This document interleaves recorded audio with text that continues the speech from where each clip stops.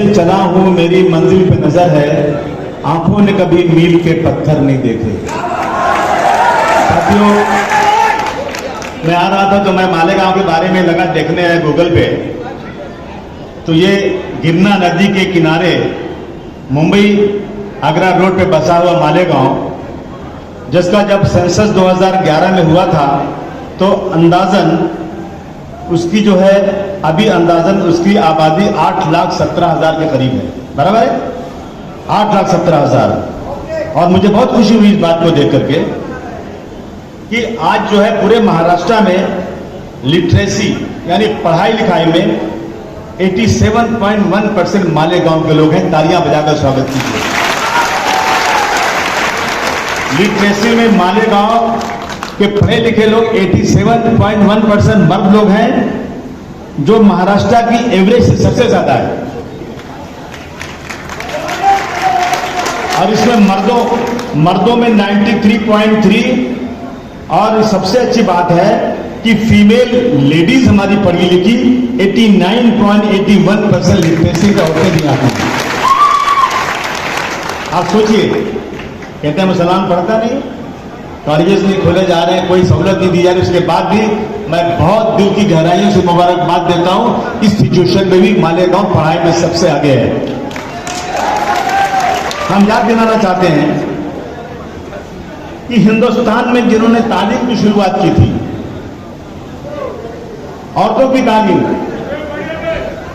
मुझे इस बात की खुशी है कि ये तालीम की मुहिम शुरू करने वाली फातिमा शेख और उस्मान शेख का ताल्लुक भी इसी मालेगांव से था, इसी मालेगांव से था। वो पैदा हुए तो यतीम थे। वो 1830 के आसपास जब यहां कैद पड़ा था तो मालेगांव के बुनकर यहां से कुछ चले गए थे पूना में। उस वक्त उनकी उम्र जो थी 8 साल की थी उस्मान साहब की, फातिमा शेख की उम्र 6 साल की थी, जो यहां से चली गई थी। पूना में मुंशी अब्दुल कादिर साहब जो टीचर थे, उन्होंने उनको पनाह दी और उस्मान शेख को ऐसे स्कूल में डाला गया था जहां पर महात्मा ज्योतिबा फुले भी वहीं पढ़ते थे, दोनों एक साथ पढ़ते थे। फिर उस्मान शेख एंड महात्मा ज्योतिबा फुले एक साथ एक ही स्कूल में थे। और जब महात्मा ज्योतिबा फुले की शादी हो गई और उनकी बीवी जो है तालीम की तरफ जाने लगी, तो जो बड़ी जात के लोग थे उन्होंने कहा कि हम ये बर्दाश्त नहीं कर सकते कि औरतें तालीम में जाएं, खासतौर से दलित औरतें और मुस्लिम औरतें। तंग आ गए वो, उनको घर से इनको जो है अपनी बीवी के साथ घर से निकलना पड़ा। तो जब सावित्रीबाई घर से निकली तो उनको सहारा देने वाला कोई नहीं था सिवाय फातिमा शेख के। ये एजाज भी किसको जाता है? मालेगांव को जाता है। बहुत बधाई मालेगांव की सरजमीन को देना चाहता हूं। तालीम के लिए फातिमा शेख पहली बार जब स्कूल खुला, सावित्रीबाई ने स्कूल खोला जब उनकी जगह पे, तो पहली हिंदुस्तान में टीचर औरतों की कोई बनी तो फातिमा शेख बनी, जो मालेगांव की थी। लेकिन आज मुझे अफसोस के साथ कहना पड़ रहा है, आज चारों तरफ किसका नाम है? सावित्रीबाई फुले का, ज्योतिबा फुले का, लेकिन कहीं भी आप नाम सुनते हैं उस्मान शेख का या फातिमा शेख का? नहीं सुनते होंगे आप। अभी असेंबली में पिछले दिनों बजट में नाम लिया गया कि पूना में 50 करोड़ रुपया लगाकर वहां पर जो है एक यादगार बनाई जाएगी इनकी सावित्रीबाई की। तो मैंने खुल के कहा खड़े होकर के कि आपको शर्म आना चाहिए कि सावित्रीबाई को जगह देने वाली पढ़ाई के लिए उसका नाम था फातिमा शेख, आपने आज तक उसका नाम क्यों नहीं दिया? नहीं नाम दिया उन्होंने। लेकिन मैं मालेगांव में से पूछना चाहता हूं, माफ कीजिएगा, मालेगांव वालों ने भी उनकी इज्जत, उनके वकार में कोई काम नहीं किया क्या कुछ? बताइए जरा मालेगांव वाले मुझे। भूल गए हम लोग उनको। लेकिन अगर आपने अबू आसिम को ताकत दिया, जिस तरह से मैंने मुंबई में, मेरे इलाके में, अगर मुंबई जाएंगे जब आप मुंबई में फ्री वे एक जगह है, देखा किसने फ्री वे, जहां सिग्नल नहीं, फ्री वे जब चेंबूर में आके उतरता है मेरे इलाके में, वहीं सामने मैंने 1 करोड़ रुपया लगाकर मैंने एक ऐसा मेरे ऐसी यादगार बनाया फातिमा शेख की, उस्मान शेख की, इन लोगों की, कि उनकी पूरी की पूरी जिंदगी के बारे में उसमें सब उर्दू में भी बहुत बड़ा लिखा वहां पर, आप आके देखिए। अगर आपने अबू आसिम को ताकत दिया, मैं मालेगांव में फातिमा शेख का बहुत बड़ी यादगार बनाने जाऊंगा इंशाअल्लाह।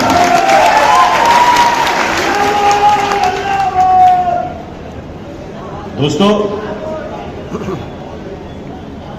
और जब सुनिए दूसरी बात, मालेगांव में कितना जो मेरा, जब ये हमने ये बनाना शुरू किया तो हमारा महाटा का इंजीनियर कलीम शेख, जिसने इसमें आगे बढ़ के काम किया, वो भी मालेगांव का है। कलीम शेख का भी इसमें बहुत बड़ा हाथ है, जिसने इसमें मुझे काम करके दिया इसका। दोस्तों, मेरा मालेगांव मस्जिदों और मीनारों का शहर है। अल्हम्दुलिल्लाह 400 मस्जिदें हैं ना यहाँ पे, 500 मस्जिदें हैं, ताली बजाकर स्वागत कीजिए। लेकिन कुछ लोगों की आंखों की किरकिरी बना हुआ है। कब्रिस्तान 7 है यहां पर, बराबर 8, अल्लाह करम बढ़ती जा रही है। 7-8 ईदगाहें हैं मालेगांव में।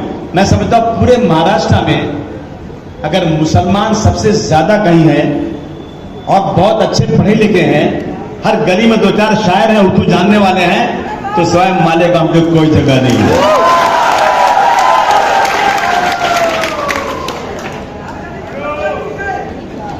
यहां पे मुसलमानों का तनासुब 79% है, 79% मुसलमान है, 21% में गैर मुस्लिम हैं, क्रिश्चियन हैं और दूसरे बुद्धिस्ट हैं, दलित हैं, सब मिला करके तो यहां पर 79% मुसलमान हैं। तो मैं छाती ठोक कर कहता हूं, ये मेरा मालेगांव है,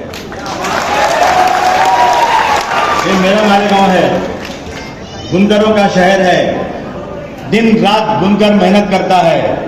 सरकार गरीबी हटाना चाहती है, रोटी कपड़ा और मकान की बात करती है। मैं इन बेशर्मों को बोलूं, आओ मालेगांव में जो हिंदुस्तान नंगे लोगों को कपड़ा पहनाते हैं, उनका रहने का घर अच्छा नहीं है, उनको रहने का घर अच्छा नहीं मिला आज तक। और इलेक्ट्रिक का बिल तो ऐसा बढ़ रहा है, ऐसा बढ़। कल मैं हवाई जहाज से रात को आ रहा था, मुझे मिला एक आदमी उस जहाज में, उसने कहा मैं जो भिवंडी में जो चलता है पावर लूम, उसका कौन सा कंपनी है वो, टोरेंट का, मैं फलाना आदमी हूं। अरे मेरा तू ही है क्या? बोले मैं हूं। उसने खुदा की कसम मुझे कहा, आसिम भाई मैं आपको ऑन रिकॉर्ड नहीं लेकिन ऐसा बता रहा हूं कि पूरे हिंदुस्तान में सबसे ज्यादा बिजली अगर कहीं वसूली जाती है तो महाराष्ट्र में वसूली जाती है। इन्होंने बहुत कमजोर समझ लिया हमें।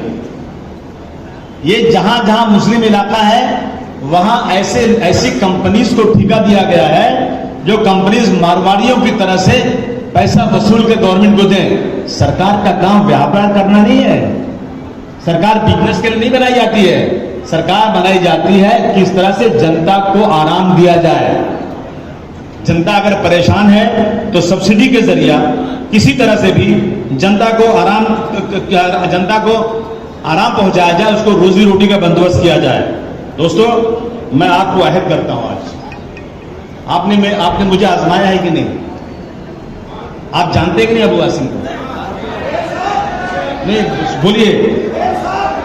मैंने अपनी जिंदगी खपा दिया मेरी कौम के लिए, खुदा की कसम। मुझे सियासत से कोई मकसद नहीं, मुझे सिर्फ अपने लोगों को जो दबे पिछड़े जिनके साथ नाइंसाफी हो रही है, मैं इनको इस मुल्क में रहने का इज्जत के साथ जगह दिलाना चाहता हूं। सच कहूं मुझको वो इंसान बुरा लगता है, सच कहूं मुझको वो इंसान बुरा लगता है और हाथ फैलाए मुसलमान बुरा लगता है। ये हालत है। मेरी बहनें बुर्का पहन के जाती है, स्कूल में बेटियां जाती हैं, कहते हैं बुर्का अलाउ नहीं करेंगे, नंगी औरतें आएंगे उसको अलाउ कर देंगे। ये कानून बना रहे हैं। 21 साल के पहले शादी नहीं कर सकते। अगर 21 साल के पहले शादी किया ना तो जेल हो जाएगी। मैं 18 साल की उम्र के बाद कोई भी लड़का किसी लड़की के साथ लिविंग रिलेशन में जाकर रहेगा तो उसको रोक नहीं है। ये हरामखोरी है कि नहीं? हरामखोरी है। अगर हरामखोरी नहीं होगी ना तो लोग तबाह और बर्बाद हो जाएंगे। बेशर्मी की हद है। मुझे मेरे अल्लाह ने, मुझे मेरी शरीयत ने कहा है कि जिस दिन लड़का या लड़की बालिग हो जाए और उसका रिश्ता मिल जाए और तुम रिश्ता मिलने के बाद भी शादी नहीं करो किसी बहाने से कि भाई और पैसा आ जाएगा तो थोड़ा बड़ी शादी करूंगा, या घर में किसी की शादी नहीं लगी उसकी लग जाएगी तो करूंगा, अगर इस तरह की चीजें किया ना और उस लड़के या लड़की ने कहीं गुनाह कर दिया ना तो उस गुनाह का जिम्मेदार उसके माँ बाप भी होंगे। और मैं कहना बैठे हैं सही है कि गलत है ये? अगर रिश्ता मिल गया तो शादी फौरन कर देना चाहिए, नहीं किया ना तो गुनाह के साझेदार माँ बाप ही होंगे। और ये दिल्ली में बैठा हुआ कहता है कि हम कानून बना दिया है 21 साल के पहले शादी नहीं कर सकते। एक तरफ मेरे अल्लाह का हुक्म है, एक तरफ इनका हुक्म है। मैं इसे कहना चाहता हूं कि 1400 साल पहले जो इस्लाम का कॉन्स्टिट्यूशन है उसको बदलने की कोशिश करोगे ना तो हम कभी उसको मानने को तैयार नहीं हैं। ये हो रहा है आज देश में। दोस्तों, मालेगांव इंडस्ट्रियल सिटी होना चाहिए था, बड़ी बड़ी इंडस्ट्री होना चाहिए था। जो लोग पूरे हिंदुस्तान को कपड़ा पहनाते हैं उनके पास कपड़ा पहनने को नहीं है। चाहिए देखिए टीन के घरों में लोग हैं, 55% लोग आज भी झोपड़पट्टी में हैं जिनका घर बहुत छोटा सा है, उसको घर आप नहीं कह सकते। क्या है कि सरकार तरक्की कर रही है? क्या तरक्की सरकार कर रही है? हम आपको अहद करते हैं और अबू आसिम जो कहता है ना वो करके दिखाता है, चाहे दुनिया कुछ भी कह जाए तो करके दिखाता है। लेकिन मेरे पास असेंबली में ताकत नहीं है, मैं चिल्लाता हूं, डरता हूं, लेकिन जब वोटिंग होती है ना तो मेरे पास गिनने के लिए सर नहीं है असेंबली में। मेरा भाषण आप सुन के खुश हो जाते हैं, लेकिन मैं असेंबली में उस वक्त अपनी ताकत, अपनी बात को मनवा सकता हूं जब मेरे साथ कुछ लोग और मेरे बगल में खड़े हो जाएं। और यकीन जाना दोस्तों, मैं आपको कोई चुटकुला नहीं सुना रहा हूं। 145 नहीं चाहिए अबू आसिम को, मुझे किसी 145 जरूरत नहीं है। मुझे सिर्फ 6-7 दे दो ना, मैं सरकार को मालेगांव में बुलाकर घुटने पर नहीं खड़ी किया ना, मैं सरकार को इसी मालेगांव में पावर रूम के शेड के अंदर खड़ा करके घुटनों के बल खड़ा नहीं किया ना, अबू आसिम अपने बाप की औलाद की तुमको यकीन दिलाता है। मुझे पैसा नहीं चाहिए। अरे होंगे लोग क्या लफंगे पैसा मांगते होंगे, पैसा क्या जरूरत है यार? मैं जानता हूं इस्लाम। मेरे दादा भी मौलवी थे, इसी मालेगांव में आते थे चंदा जमा करने के लिए मदरसा इस्लाम का। एमएलए की तनख्वाह कितनी होती है? 1.5 से 2 लाख रुपया। शान शौकत कहां से आती भाई? पैसा कहां से आता है? हरामखोरी। आपने वोट दिया एमएलसी को, पैसा ले लिया। आज तक अबू आसिम ने किसी एक आदमी से वोट देने का पैसा नहीं लिया। कोई कह देना तो जो हाथ दिलाओ। तो मुझे कहा उन्होंने ने कि गवाही देने का पैसा लेना हराम है, जिस तरह सूद का पैसा लेना हराम है, इस तरह से किसी को वोट देने का पैसा लेना हराम है। और कोई देता है तो अपने आप को बड़े बड़े आलिम कहलाते हो, और पर्दे के पीछे क्या करते हो मुझे नहीं मालूम। क्या मैं किसी की बुराई नहीं कर रहा हूं।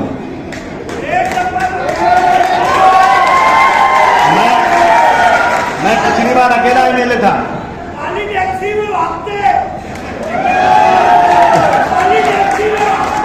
पिछली बार मैं असेंबली में अकेला, पहले मेरे 4 एमएलए थे, 3 हुए, 2 हुए, 1 हुए, फिर 2 हुए। पिछली बार अकेला था मैं अकेले बैनर लेके खड़ा रहता था, रिजर्वेशन दो, रिजर्वेशन दो। मैं ही कह रहा हूं, मैं ही जवाब दे रहा हूं, रिजर्वेशन दो, रिजर्वेशन। और कोई आदमी नहीं पकड़ने वाला, एमएलए के अलावा दूसरा कोई पकड़ नहीं सकता, कोई साथ देने को तैयार नहीं। इसलिए हमें कुछ ताकत चाहिए। अबू आसिम आज आया है मालेगांव में सिर्फ इसलिए, मुझे खुशी है। हम लोग छोटे छोटे में निहाल भाई देखते थे, 92 के बाद आप काली पट्टी पहने रहते थे, बराबर ना? मैं अलीगढ़ यूनिवर्सिटी में पढ़ता था, बहुत साल पहले बात है, और मैं एक बार पार्लियामेंट घूमने गया तो वहां बैठे थे, मुझे मेरी मुलाकात उससे हुई थी जब मैं यूनिवर्सिटी में पढ़ता था। मैं उनको बहुत जमाने से देखता था, लेकिन यकीन जानिए एक सेकुलर लीडर थे निहार अहमद साहब, और जनता दल में थे। मेरे लीडर मुलायम से भी जनता दल में थे, और जब जनता दल टूटने लगी ना तो मैंने कहा बड़ा अच्छा चांस है अबू आसिम, लोहा करे मैं थोड़ा मार दे। तो मैंने इन लोगों से बात किया कि आइए मेरे साथ, माशाल्लाह आ गए लोग मेरे साथ, एक बार मेरे साथ असेंबली में भेज दो, भेज दो।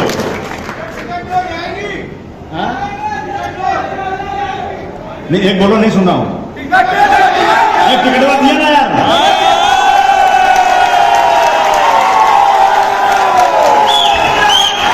सुनो सुनो, समाजवादी पार्टी का मैं मालिक हूं, मुझे टिकट देने में किसी से पूछने की जरूरत नहीं। मेरे राष्ट्रीय अध्यक्ष ने कहा अबू आसिम तुमको जो करना हो महाराष्ट्र में करो, मैं तुम्हारे साथ हूं।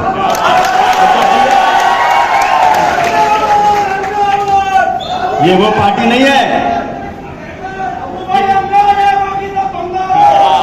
सुनो ना, मैं सुनो, ये वो पार्टी नहीं है कि उनका अध्यक्ष तय करता है कि मैं फलाने को टिकट दूंगा, दिल्ली से फोन आया चल दूसरे को टिकट दे, हसड्डी।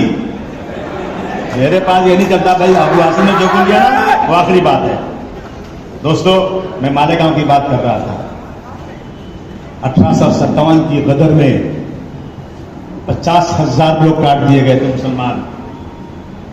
मुसलमानों ने बड़ी ताकत के साथ इस मुल्क में फिर अंग्रेजों से लड़ा था। 50,000 लोग काट दिए गए थे। उस वक्त अवध था, यूपी नहीं था। अवध से उनके तमाम जिलों से लोग भाग भाग कर पनाह ढूंढ रहे थे। पनाह लेने के लिए इसी मालेगांव में आए वहां के लोग। मुबारकपुर, मऊ, बनारस, तमाम जगहों से भाग भाग के लोग आए थे पनाह लेने, और माशाल्लाह इस मालेगांव, भिवंडी, इन इलाकों ने उन मुसलमानों को पनाह दिया था, यहां पनाह मिली थी उनको। और दोस्तों मुझे ये खुशी है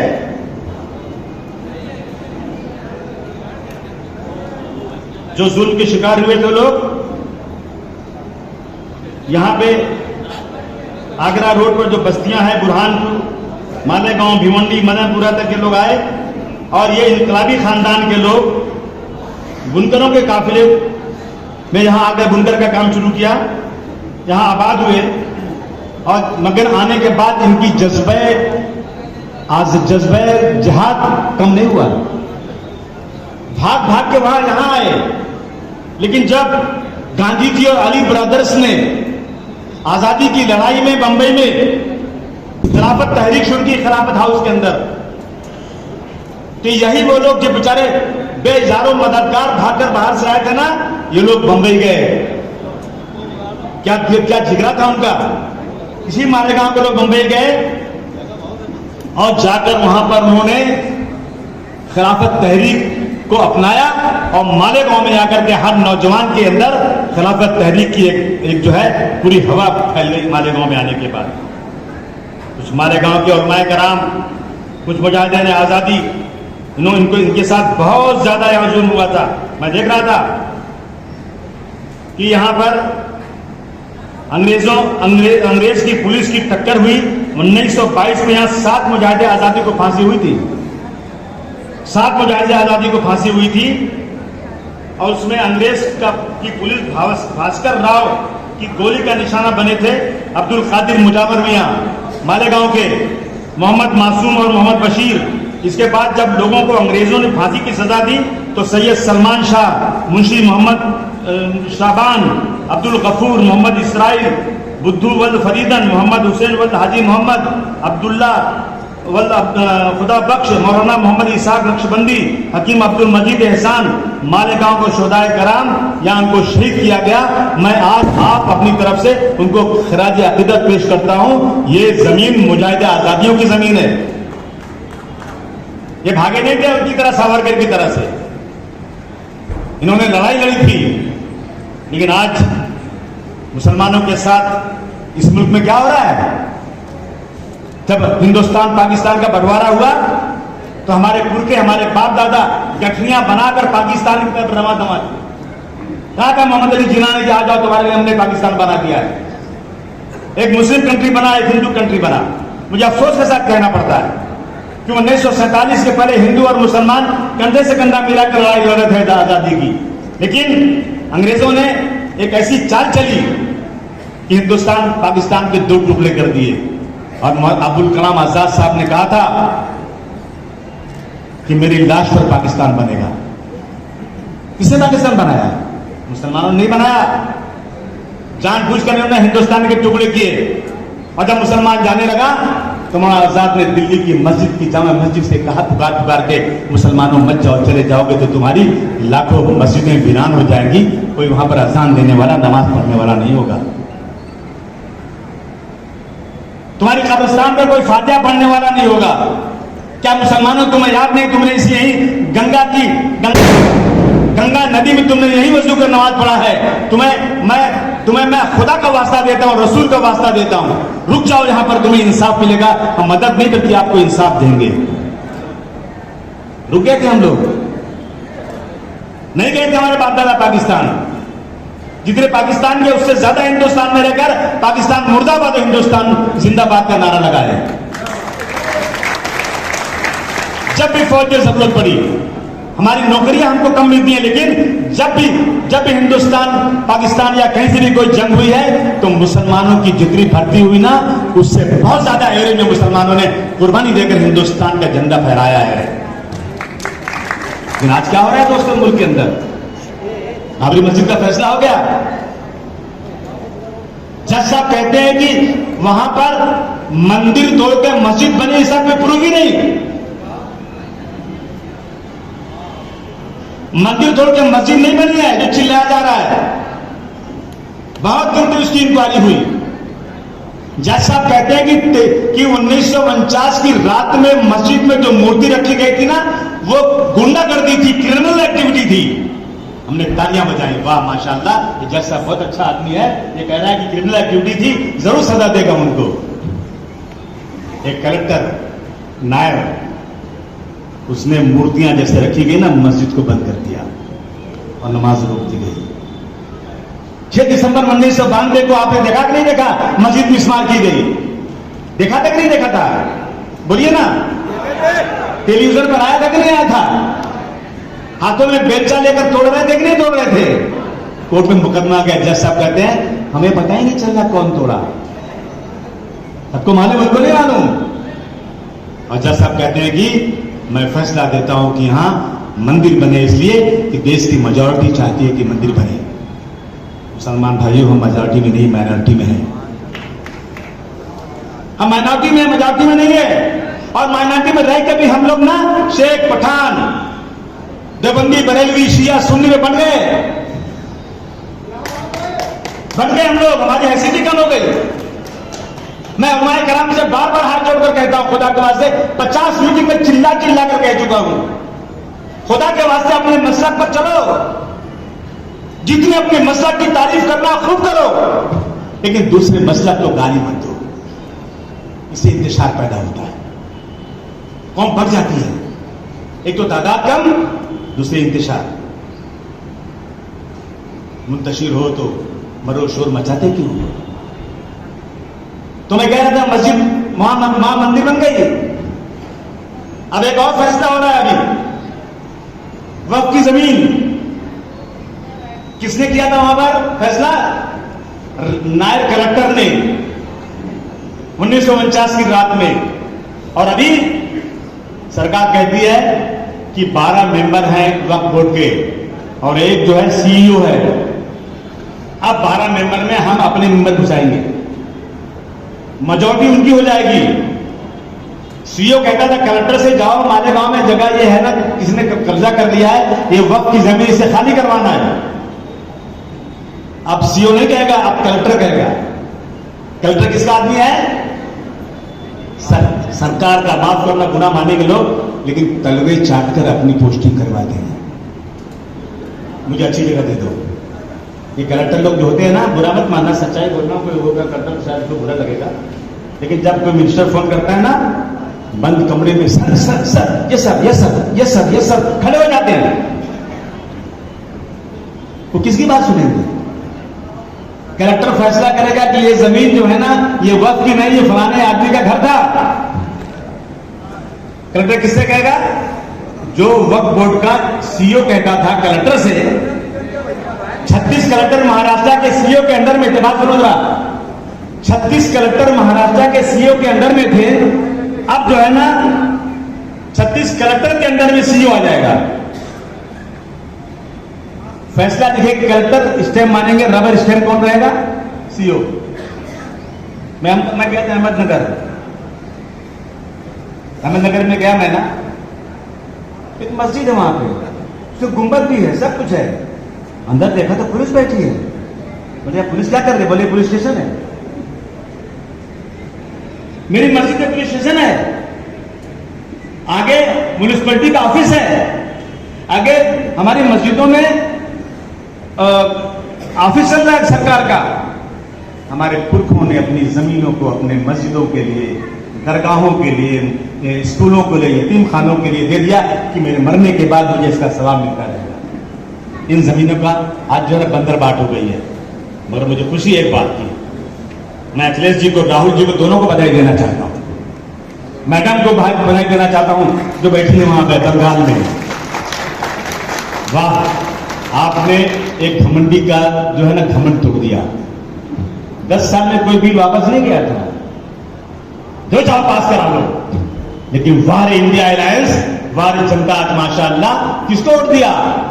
जनता ने बाला साहब ठाकरे की पार्टी को भी वोट दे दिया।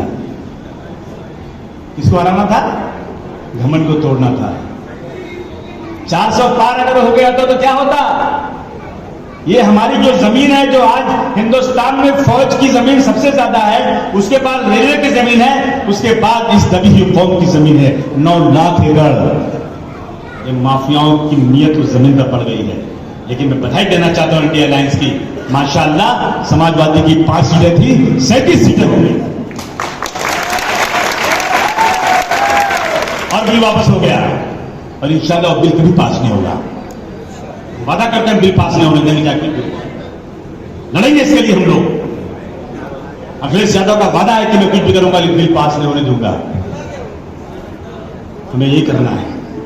आज यहां क्या हो रहा है महाराष्ट्र में? हम सोचते हैं त्योहार आएगा तो हम मिठाई बांटेंगे, अपने हिंदू भाइयों को शरत पिलाएंगे। रामनवमी आएगी ना, हमारा कान खड़ा हो जाएगा। ये रामनवमी आएगी तो 50-100 लड़के मोटरसाइकिल लेंगे, गेरुआ झंडा लगाएंगे, टीका लगाएंगे, मेरी मस्जिद के सामने आकर कहेंगे जय सिया राम, जय सिया राम। आदमी कहेगा भाई साहब अजान हो रही है, जरा सा थोड़ा मत के बोले बंद कर दे अजान। इसीलिए हम हिंदुस्तान में रुके थे। हमारी अजान को तुम बंद कर दोगे? और अगर किसी नौजवान लड़के ने आकर झगड़ा किया ना, तो ये पुलिस के सामने खड़े होकर के मस्जिद में घुस करके मस्जिद का माइक तोड़ देते हैं, कुरान शरीफ को जला देते हैं और मीनारे पर चढ़ के हथौड़ा मारते हैं। देखा कि नहीं देखा? लानत हमारी जिंदगी पर हम अपनी आंखों से देख रहे हैं। इसका रास्ता एक ही है। मैंने पहले भी कहा था, आज भी कहता हूं, अली मियां नकवी साहब इस उम्र के बहुत बड़े आलिम थे, बहुत जलील आलिम थे। अली मियां नकवी साहब सऊदी अरब से, दुबई से जहाज आता था, लखनऊ में उनको ले जाता था। वो एक बार गए थे मसर में, मिस्र की लाइब्रेरी में गए। उन्होंने कहा मुझे हुजूर सल्लल्लाहु अलैहि वसल्लम की सीरत पर एक किताब दे दो। लाइब्रेरी से कहा सबसे अच्छी किताब चाहिए। उसने कहा साहब अगर आपको सबसे अच्छी किताब चाहिए रसूलुल्लाह की सीरत के ऊपर, तो अली मियां नकवी साहब ने लिखा है वो किताब ले लो। कहा मैं ही अली मियां नकवी हूं, मैं ही अली मियां नकवी हूं, वही मांग रहा किताब।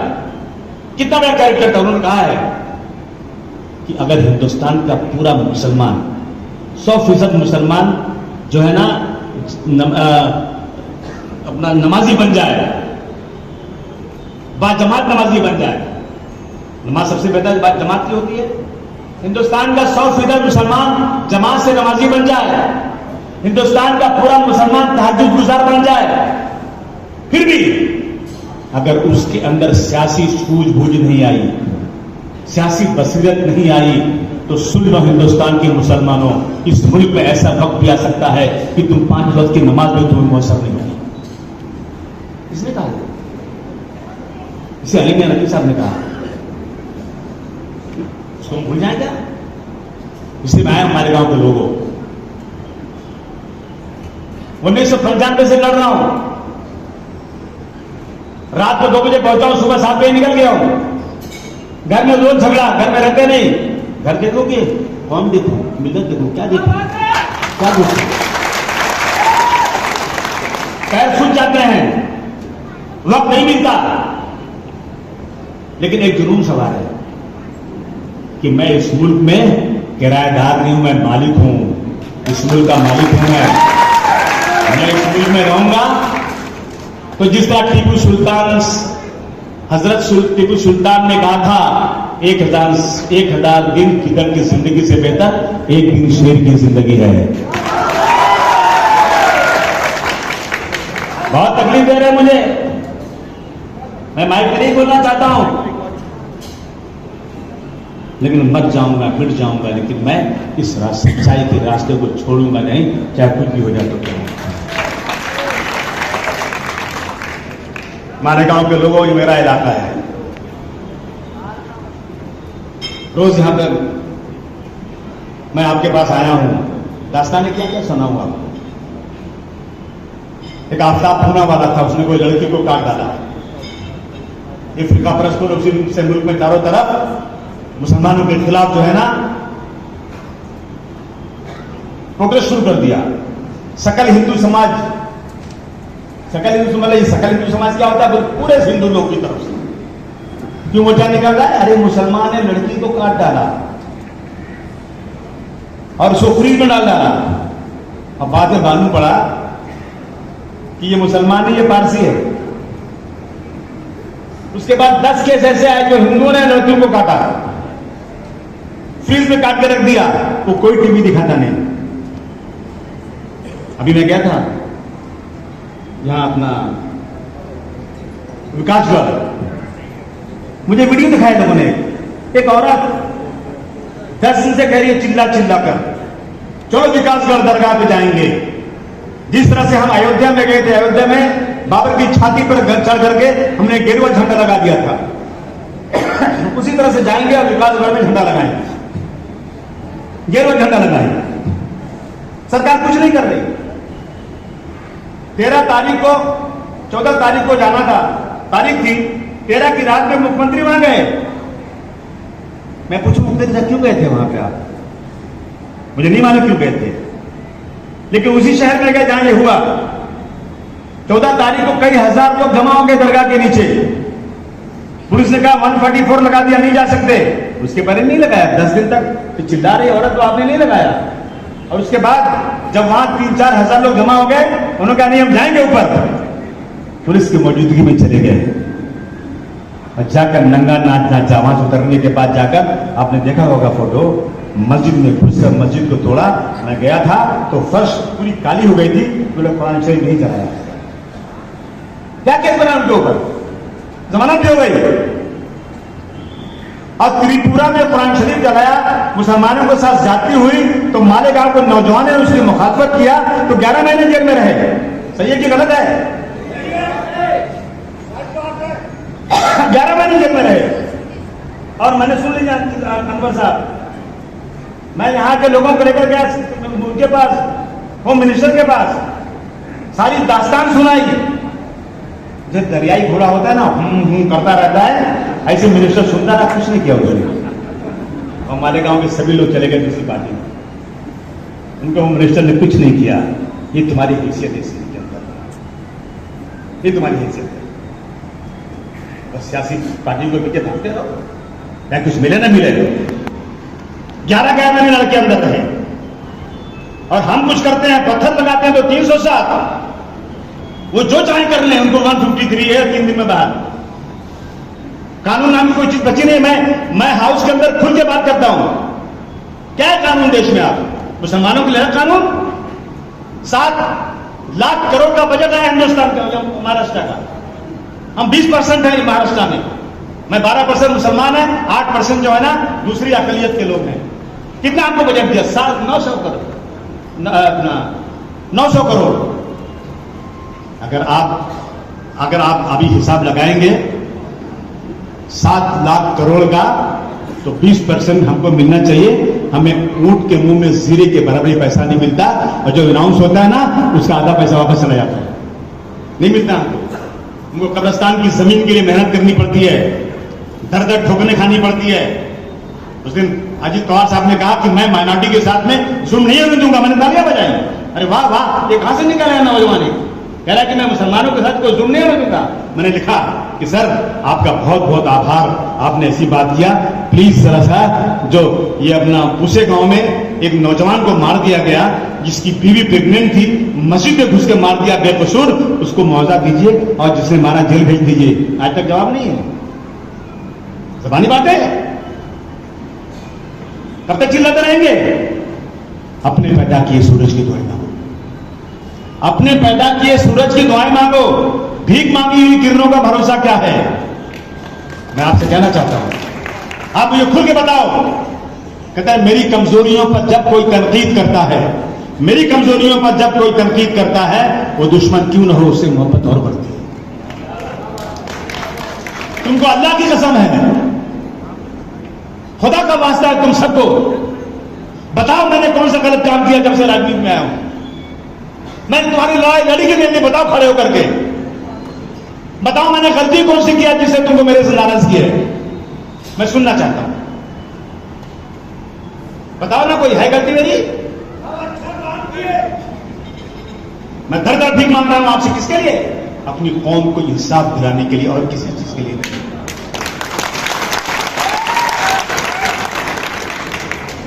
मैंने पढ़ाई के बाद कारोबार किया, भाग दौड़ किया, माशाअल्लाह मेरा कारोबार इतना चलता है कि मैं दिन रात काम करते रहूं तो मेरे बच्चों को दाल रोटी इज्जत से खिला सकता हूं। मेरे बच्चे कब जवान हुए मुझे नहीं मालूम, मुझे याद ही नहीं कब जवान हो गए। सुबह से शाम तक आपका भागता हूं। अगर मैं आपसे कहूं मुझे ताकत दे दो, तो आप देंगे कि नहीं देंगे? मैं किसी की बुराई नहीं कर रहा हूं, लेकिन मैं अपने बारे में आपसे पूछ रहा हूं कि मैं 3 बार असेंबली में रह चुका हूं, 1 बार पार्लियामेंट में रह चुका हूं।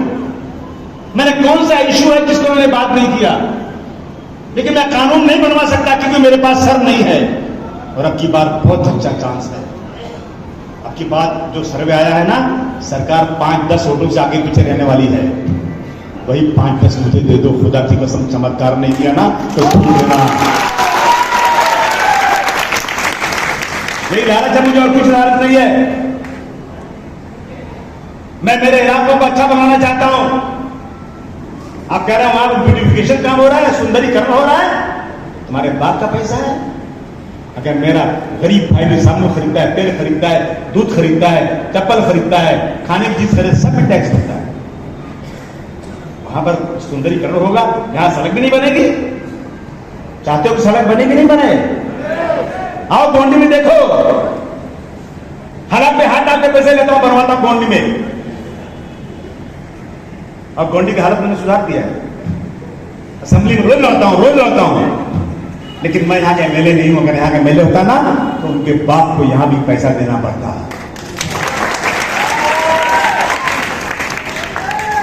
यहां का एमएलए मैं नहीं हूं, यहां भीख मांग के लाते, यहां का एमएलए उसको बना दिया।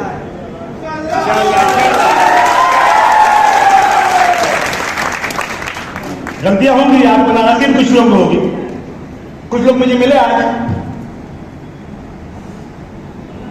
मैंने उनसे कहा कि समझाया, मैंने कहा नहीं आज से मैं साथ दूंगा।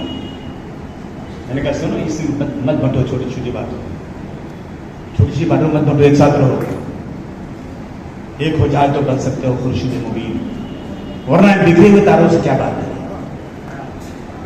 अगर मुझे 6-7 एमएलए दे दोगे ना तो मैं महाराष्ट्र की हिस्ट्री मुसलमानों के लिए बदल कर नहीं दिखाया ना तो थूक देना मेरे मुंह के ऊपर।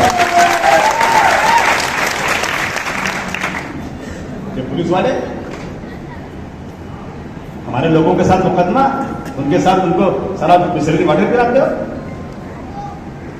अगर तो मुझे कि पुलिस वाला में जो अंदर बैठे ना मेरा फोन आए तो वो भी अंदर से बोले yes sir yes sir yes sir yes sir. मैं किसी आदमी को भेजूं ना उसके पैर में चप्पल भी ना हो, अब वहां से नुमाइंदा आया है, वो ऐसा शुरू जिस दिन करेगा ना उसी दिन मैं चैन से बैठने वाला।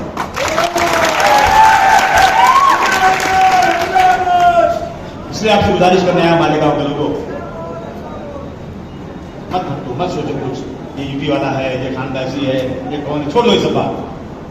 तुम्हारा भाई अबू आसिम कोई लीडर नहीं, तुम्हारा खादिम है, तुम्हारी खिदमत के लिए तुम्हारे पास आया है। अगर जिंदगी में जीतने वाले एमएलए से अबू आसिम ने 1 रुपया की ताकत तो मेरे लिए सुअर का गोश्त। मैं मेरी ताकत के मुताबिक मेरे एमएलए को मदद भी करता हूं और आगे बढ़ाता हूं। जाओ आगे बढ़ो, काम करो कौम के लिए। अबू आसिम के लिए कोई काम की जरूरत नहीं, मैं तो कुछ भी काम करवा दूंगा अपना, लेकिन मेरी कौम का काम करो।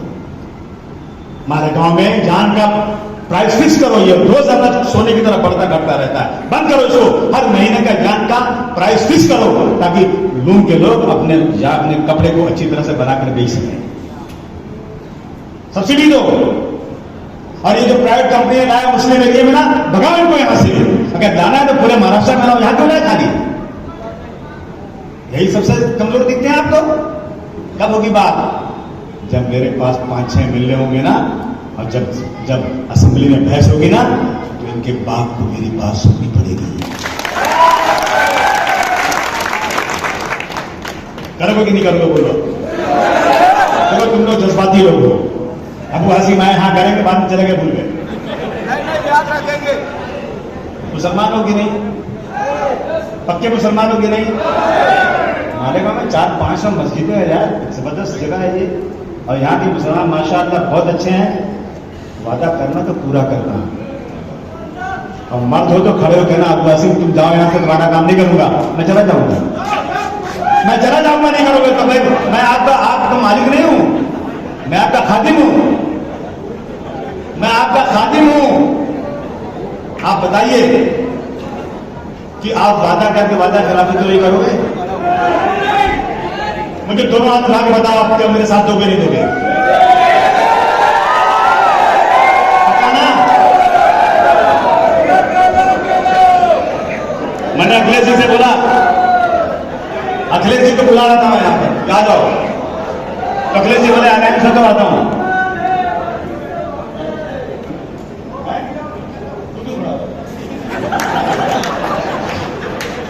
मैं कल गया था लखनऊ। मैंने अखिलेश से बोला कि आपने तारीख तय किया था मालेगांव की, आप आए क्यों नहीं? तो बोले मैं सोचता हूं कि अलायंस की डेट अलायंस हो जाए तो आऊं। मैंने कहा नहीं, आपको अलायंस हो या ना हो, आपको आना पड़ेगा। तो उन्होंने मुझे एक डेट दिया है, बहुत बिजी है वो, लेकिन 15, 18 और 19, 18 अक्टूबर को जाएंगे, 19 को दुनिया में रहेंगे। और मैं उसके पहले इंशाल्लाह इतना हसन को बुला दूंगा। ये आपकी पार्टी की है, वो जहां बोलूंगा आएंगे लोग, आने पड़ेगा। और बोलोगे ना तो जिसने अयोध्या में बीजेपी को फटका है ना, उसको बुला सकते। अरे मैंने 37 में 35 को बम्बई बुला दिया था। तुम्हारे भाइयों कमजोर को समझो। मैं जो कहता हूं मेरा लीडर वो करता है, तो जरा भूलना मत भैया। पक्का ना? अभी मैं डायरी खोल के लिखने वाला हूं। आज की तारीख क्या है? 30 अगस्त को मेरे नौजवान भाइयों ने, मेरे इनकलाबी भाइयों ने, जिन्होंने अंग्रेजों को छक्के छुड़ा दिया, उनके खानदान के लोगों ने मुझे वादा किया है कि मैं शान हिंद को जिता कर दूंगा। बहुत आए लोग बहकाने आपको, पानी फूक के लेके पी लो। अरे तो कहता कि वो किसी को लड़का नहीं होना था, पानी देने बच्चा पैदा हो जाए। नहीं बोलो, कौन कहता है? इतनी बोला मैं। अब क्या बोले?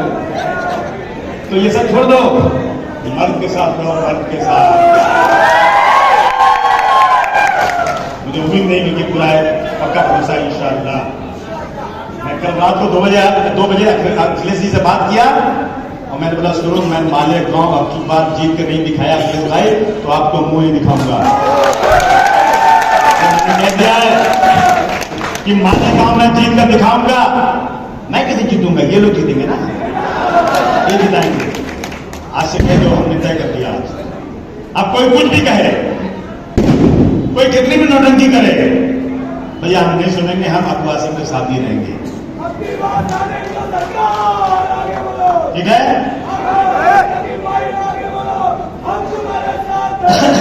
मुस्तकीम भाई तो आगे जाने वाले, पीछे कहाँ है? भाई मुस्तकीम, जब मुस्तकीम मुझे मिला ना, मुझे लगा ये अच्छा आदमी है यार, कसम से मुझे लगा सीधा आदमी है और दोस्ती का भी आदमी है। अली भाई तुम साथ दे रहे हो ना? हैं? इधर उधर मत रहना। हाँ ठीक है ना? हाँ नहीं, अली भाई मेरे बचपन के दोस्त हैं यार। मत देखिए दामन में बुलाए के खा रहा है, मत देखिए दामन में बुलाए के खा रहा है, ये देख के किस तरह मालेगांव में भाग रहा है। छोड़ दो दोस्ती, कौम के नाम सब मार, लेकिन अब की बार इंशाअल्लाह मालेगांव में समाजवादी पार्टी का एमएलए आएगा, तो एमएलए आदिवासी होगा। शान हिंद के साथ कंधे से कंधा मिलाकर, चाहे मुख्यमंत्री हो चाहे कोई भी मंत्री हो, मैं अपने साथ लेकर जाऊंगा, मालेगांव का काम कराऊंगा, मेरा वादा है। ऐसे भी मेरे पास 2 एमएलए हैं, लेकिन ये मेरी खुशकिस्मती है, मैं किसी मंत्री के जाता हूं ना, 15 आदमी खड़े मुझसे हट जाते हैं, बोले वो पहले काम करो, मेरा काम पहले करते हैं। तो आपने बातें सुनी और मुझे अच्छा लगा। अभी कुछ खाना ना खाऊंगा कहीं, हमारे दोस्त मेरे खाना ना पकाया है, नहीं खिलाना तो भी चलेगा, लेकिन मेरा पेट तो भर गया। आपसे हमारा पेटवा भर गया आप लोगों का बात सुन के। और कोई भी काम हो, सरकारी कोई भी काम हो, आधी रात को आदिवासी को मैसेज हो, कहीं जुल्म हो रहा पुलिस का, कहीं किसी आदमी का इलाज करवाना है, कहीं कमिश्नर बात नहीं सुन रहा है, कहीं कलेक्टर की गुंडागर्दी है, कहीं पुलिस का कोई प्रॉब्लम है, तुम्हारा भाई आधी रात को तुम्हारे लिए हाजिर। जाओ हमारे ऑफिस में जाओ, वो बैठे हैं आप है मुस्तकीम भाई। कौन से मुस्तकीम भाई? डिग्निटी बोला, डिग्निटी क्या है यार? पूछा मैंने एक आदमी से, ये डिग्निटी का मतलब क्या? बोले इनका धंधा था डिग्निटी, इसे डिग्निटी हो गया। तो मुस्तकीम भाई डिग्निटी बैठे हैं। मैं आपको एक सच्चे इंसान की तरह वादा करता हूं, आज से मैं आपका एमएलए हूं, मालेगांव का एमएलए नहीं हूं। जो भी काम हो जाऊं मेरे पास, मैं पूरे ईमानदारी के साथ मालेगांव का जो भी काम है ना, मैं करके दूंगा। बहुत बहुत शुक्रिया, नारा लगाओ।